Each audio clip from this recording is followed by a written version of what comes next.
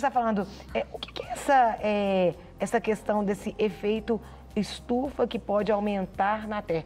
Isso é bom, isso é ruim? Explica pra gente como é que funciona. Então, eu acho que essa é a primeira informação realmente que é fundamental para que todos entendam. O efeito estufa, ele já ocorria naturalmente. Eu coloquei no passado porque já foi alterado. Ou seja, desde os primórdios dos tempos em que começou a vida no planeta Terra, os gases do Sol chegam, passam pela atmosfera, uma parte é devolvida para o universo, para fora do planeta, e uma parte sempre ficou para manter uma temperatura mínima da Terra. Senão a Terra seria muito mais fria, a vida seria muito menos intensa, que talvez até nem tivesse vida. Então, digamos assim, vamos supor que chegasse assim, 100 raios por dia. Tipo assim, 70% era devolvido e 30% ficava. E esses raios do Sol são compostos por gases, né, principalmente dióxido de carbono. Só que a emissão desses gases, né, dióxido de carbono e metano principalmente, são os mais pesados, pela agricultura, por atividades energéticas, pelo queima de combustíveis fósseis, pelo desmatamento, pelos incêndios florestais, começou a aumentou demais a emissão desses gases. Então, essa quantidade de gases aumentou e, consequentemente, com ele vai aumentando a temperatura da Terra e, ao aumento da temperatura, causa alterações climáticas, das quais nós já estamos sendo vítimas. Uau. E isso traz também da questão de transportes públicos, né? Os gases emitidos, tudo. O setor energético, né, a queima de combustíveis fósseis e a agricultura são considerados os maiores vilões do efeito estufa. A agropecuária, principalmente pela emissão de gases pelo rebanho bovino no planeta inteiro. O Brasil é um dos maiores porque nós temos um grande rebanho, né? Então, são esses dois setores os mais responsáveis. O que nos remete à ideia assim, de que todos nós somos responsáveis. Isso que eu ia perguntar. Todos nós, porque todos nós consumimos, todos nós utilizamos transporte, né? Então, há cálculos, por exemplo, que tanto em benefícios para a saúde quanto em benefícios para o planeta, se as pessoas diminuíssem um pouco o consumo de carne, e nós consumimos muita carne, isso teria um efeito reverso muito positivo em todos os sentidos, inclusive para a saúde. Quando você fala o gado, é o gado mesmo? É o gado bovino, principalmente. Por quê? Porque no processo de ruminação, de digestão, né, do capim que ele come, da ração, ele gera gases. Gases. Gases muito gás, de efeito estufa, De efeito estufa. Na hora de comer? Não, ele emite esses gases, né? Liberando? Libera esses gases na atmosfera. Flatulência mesmo? Exatamente. Olha, gente, que interessante. Então, quanto mais gado, mais efeito estufa. Você imaginava isso? Não. Eu nunca que eu ia imaginar. Por isso que é bom estar no de tudo um pouco, né, Carol? verdade. Que a gente tem informação. E como? Assim, e o consumo nosso é muito grande, né? Uau. Muito grande. Faz mal para a saúde. Vermelha ainda... Faz mal para a saúde, principalmente em grandes quantidades, sabe? Sim. E faz mal para o planeta. Né? Mas, infelizmente, ainda as pessoas não pensam nisso, né? Pelo contrário, a cultura do churrasco o dia inteiro, com cerveja, o dia inteiro, carne, cerveja, continua cada vez mais forte no país. Né? Vamos ler algumas manchetes, Vamos. Letícia? Aí a respeito de mortes, gente, mortes por calor. Uma delas sobe para 33 aí o número de mortes por calor no Canadá. Nossa. E temos mais. Onda de calor no Japão causa 65 mortes e leva 22 mil pessoas aos hospitais. Uau! Outra notícia, 3 morrem na Espanha por onda de calor. E mais uma, onda de calor deixa pelo menos 65 mortos no Paquistão. Para chegar a matar, explica, não é fácil não para matar, não. São países que assim, não estão acostumados, né, com essa temperatura, né? Dentro dessas perspectivas sombrias de aumento do calor, o Brasil é um dos países que está em destaque. Agora, o problema é que é o seguinte, é difícil esperar que as pessoas individualmente, espontaneamente, ela tomem posições. Por desconhecimento, porque não querem, porque não sabem o que fazer. Então, assim, a gente espera sempre que os chamados tomadores de decisão, os líderes, as lideranças, que iniciem esse processo. Como no caso, por exemplo, do Acordo de Paris, assinado em 22 de abril de 2016, do qual faz parte o governo brasileiro, de reduzir a emissão de gases. Mas a emissão de gases, ela depende de políticas públicas. E não é só a responsabilidade dos órgãos públicos ambientais, é a responsabilidade do Ministério da Agricultura, do Ministério da Indústria e Comércio. Sim. É responsabilidade de uma política muito mais forte do que nós que temos de desincentivar o uso de combustíveis fósseis. O que significa você priorizar matrizes energéticas mais limpas, tipo assim, matriz eólica, né, energia solar, biocombustível, porque uma das grandes fontes é a queima de combustíveis fósseis na frota de veículos do país. Não tem um candidato esse ano à eleição que pelo menos tenha dito assim aos eleitores, olha, vamos começar a discutir um projeto, nem que seja daqui a 50 anos, a ser executado daqui a 50 anos, de fortalecer, implantar uma rede ferroviária e diminuir o transporte através de caminhões. Ninguém fala isso. É verdade. Então não adianta você falar... Ou então só pensam nisso por questões urbanas, de trânsito ruim, se pensar, não pela questão da... sem dúvida. Não é? A mobilidade urbana, sem dúvida, é um assunto super importante, era pensada só através desse aspecto. Ou seja, é um exemplo bom esse que mostra a desconectividade das políticas públicas em relação ao efeito estufa. Então, assim, a gente está brincando com o futuro.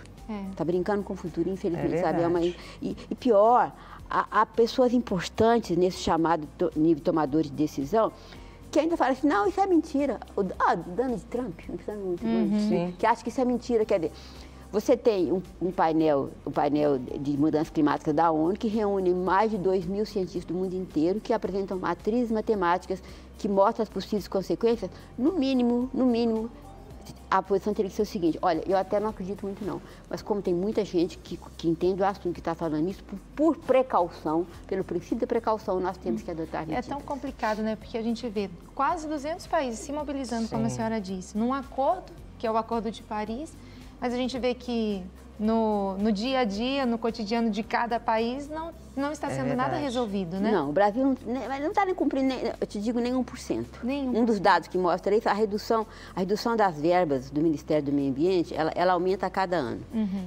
Esse é um dado, é claro que são outros. Como eu disse, um aspecto super importante. Se o Brasil que realmente cumpriu o Acordo de Paris, ser um país responsável, ele teria que implantar uma política de Estado, o que significa envolver todos os outros órgãos da administração pública. Não é responsabilidade somente da área ambiental. Você vê, implica em mudanças comportamentais, implica em políticas econômicas, políticas energéticas. É muito mais complexo que falar, não, o Ministério do Meio Ambiente resolve o problema. É uma conscientização também, né, de cada indivíduo. Deveria ser implantada alguma questão assim, você acha, Carol? De conscientizar o ser humano, olha, por exemplo, não sair tanto com o carro. A gente volta àquela questão batida. A gente começou a ter em São Paulo, mas também por causa do fluxo.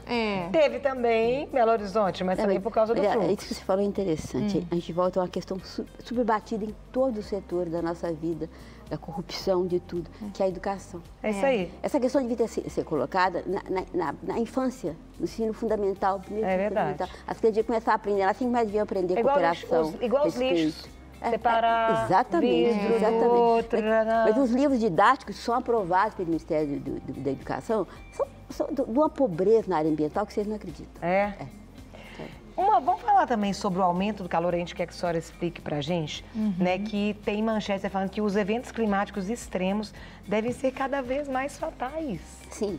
E cada vez mais fatais. Né? Que assustador. Explica pra gente com relação a isso. Você imagina, por exemplo, aqui... De quanto tempo, assim, mais fatais? É difícil. Cada vez os cientistas encurtam mais o prazo para que a temperatura suba. Antes ia até 2080, agora já está chegando cada vez mais perto. É difícil estimular realmente assim, uma data exata. E, além disso, isso não acontece de forma regular. Algumas regiões vão ser mais afetadas, outras vão ser menos afetadas. Então, as coisas vão pipocando. Agora, por exemplo, quando as pessoas, assim... Eu fico impressionada que as pessoas nos... Para mim, isso era uma questão, assim, de sair às ruas e exigir políticas públicas. Por exemplo, a elevação do nível do mar, que nós já temos diversos países já com problema. Isso pode significar catástrofes socioeconômicas que as pessoas não imaginam. Pensa o seguinte, imagina um cenário em que milhões de pessoas terão que se deslocar do litoral para o interior do país. Nossa, o que é que isso significa em termos socioeconômicos? E o interior não está preparado para isso. É claro que não. Sabe? Então, normalmente é o inverso, né? Então é o seguinte, muitas vezes, assim, outra coisa, por exemplo, as alterações climáticas, né, aliadas ao desmatamento, aliás, que o desmatamento é uma das causas, elas interferem cada vez mais no ciclo das águas. Ou seja, o ciclo das águas muda cada vez mais. A água não vai embora do planeta, mas ela se desloca e muitas vezes as populações que dependiam delas já não têm muita essa água perto. Então, assim, muitas vezes acontecem guerras, acontecem conflitos, que na verdade são conflitos de origem ambiental. Mas assim, é falado que é por um motivo ou outro. No fundo, a luta pela água é um conflito ambiental. Um conflito decorrente da intervenção humana no planeta. Sim. Tem até alguns filmes, né, que tratam um pouco disso. Verdade. Será que é um lampejo do que pode acontecer? Tem filmes como 2012, O Olho do Tornado, alguns filmes falando do que pode acontecer em relação a catástrofes na Terra. E seria um desses fatores, Se você tomar esse exercício futurista dos filmes, tendo como exemplo que muitas coisas já se tornaram realidade, por exemplo, o uso de robôs, né? Que há 50 anos atrás era um mero exercício de ficção científica. Sim. Se você tomar os livros do Júlio Verne, também que era, né, de Viagem ao Fundo da Terra, né? Se você for tomar isso como exemplo, o que você está falando é muito pertinente. Ou seja, esses filmes catastróficos, infelizmente, eles podem refletir realmente uma realidade possível e talvez não muito longe da gente. Vocês provavelmente vão ver isso muito pior do que eu. Complicado, hein, gente? E mais uma notícia, né, que a concentração de gás carbônico na atmosfera em 2017 foi a maior na história. Ou seja, está mostrando que o Acordo de Paris até agora não saiu do papel. Não saiu do papel. Ou seja, nós não estamos conseguindo reduzir as emissões de gás carbônico. Ou seja, em 2018 também, se a gente não fez nada, está aumentando. Está pior do que antes. Exatamente. Aqui em Minas Gerais, o último estudo que foi publicado, foi pela Fundação Estadual do Meio Ambiente, não foi publicado mais nenhum, que mostra, inclusive, o desinteresse do poder público pelo assunto, mostrava que entre 2005 e 2014, o lançamento de gás de efeito estufa no estado aumentou 25%. Estudo publicado pela Fundação Estadual do Meio Ambiente. E tudo isso depende de políticas públicas. E as políticas públicas, infelizmente, dependem da pressão da sociedade. Né? Enquanto a sociedade não considerar socialmente intolerável esse assunto, os dirigentes não vão mudar.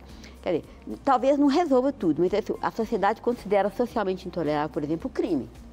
Então, assim, não é que o crime tenha acabado, mas se vocês imaginam se não houvesse repressão, punição e tudo, seria muito pior, concorda? Sim.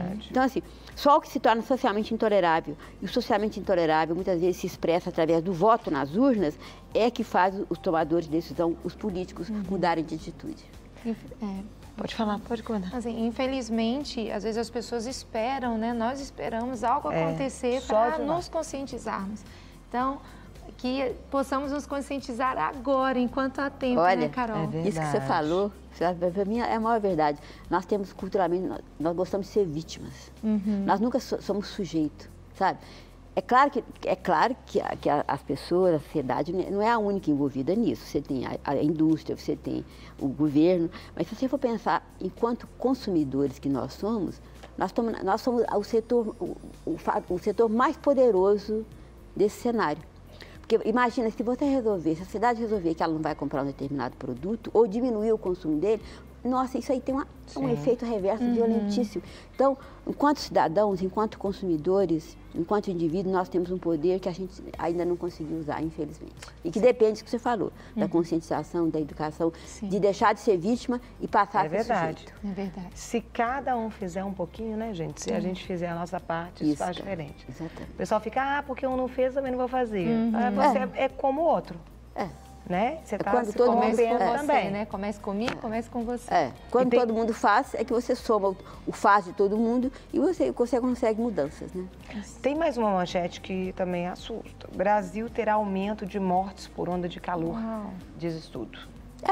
O Brasil, nos estudos, nas projeções do painel governamental, do painel interclimático da ONU, o Brasil é colocado como um dos países que deverá mais sofrer as consequências das alterações climáticas, com elevações de temperatura de alguma região, que podem causar, certamente irão causar muitas mortes e muitos outros problemas para a sociedade.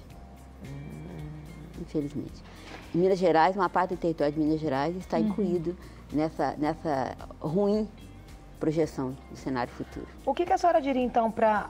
Esse é um programa onde tem muitas mamães que estão assistindo, para que elas ensinassem para os filhos. Vamos aproveitar esse momento agora para as mamães. Você também tem filho, né, mamãe? Além de ensinar, né, o mais ou menos óbvio, que eu acho que que a maior parte das pessoas sabem, que é muito falado, que é a questão, né, reduzir o consumo ao máximo possível. Aí as pessoas perguntam, como é que eu reduzo o consumo? Por exemplo, quando eu vou citar o meu exemplo. Nos últimos 2 anos, eu comprei uma garrafinha só de água. Eu faço questão, qualquer lugar que eu vou viajar, qualquer lugar, eu levo uma garrafinha. Porque quando eu compro uma garrafinha, eu estou gerando um plástico. Eu estou alimentando o efeito estufa, estou poluindo os mares, estou poluindo os rios, estou demandando mais exploração de recursos naturais. Quando eu falei assim com a vendedora, não, olha, pode deixar, eu levo só nessa sacola, não precisa me dar outra sacola, não. As pessoas às vezes levam 3 embalagens para casa. São pequenas coisas do dia a dia da vida das pessoas, economizar água, economizar energia, né? Porque muitas vezes as pessoas abrem a torneira, acho que a maior parte não sabe de onde essa água vem. Não sabe onde ela foi captada, como é que ela chega até as casas, como é que está a situação do curso d'água em que ela foi retirada, o que é que precisa fazer para proteger esse curso d'água. Ou seja, a gente acha que a água sai da parede e a energia é só você ligar o botão, apertar o interruptor. E pagar a conta no final do mês. Quer dizer, a energia tem um ciclo de vida. Assim como a cerveja que eu consumo, assim como a roupa, assim como o hospital que eu uso, tudo tem um ciclo de vida. Tudo que nós fazemos depende da exploração dos recursos naturais. O que um garfo tem a ver com o recurso natural? O garfo veio do aço, o aço veio da mineração. A mineração causa impacto. Ela gasta água, gasta energia, ela muda o relevo. Então, as pessoas precisam se conscientizar, isso as mamães devem ensinar aos seus filhos, que tudo que eles usam, o brinquedo que eles comem, o brinquedo plástico que eles usam, tem um ciclo de vida que demandou a exploração dos recursos naturais. Agora, uma coisa que eu acho, aproveitando a oportunidade, que as mamães devem ensinar, a mais ensinar e elas agirem, hoje está se falando, né, que as mulheres são o maior percentual de eleitor no país, né, e que até agora elas estão indecisas. Antes de votar, pesquisa se esse candidato tem alguma proposta na área ambiental. Não quer ficar um segundo por fora da nossa programação? Agora você pode nos acompanhar através das plataformas digitais. Não perca tempo, acesse, curta e siga-nos. Fique por dentro de tudo o que acontece por aqui. Rede Super, inspirando você.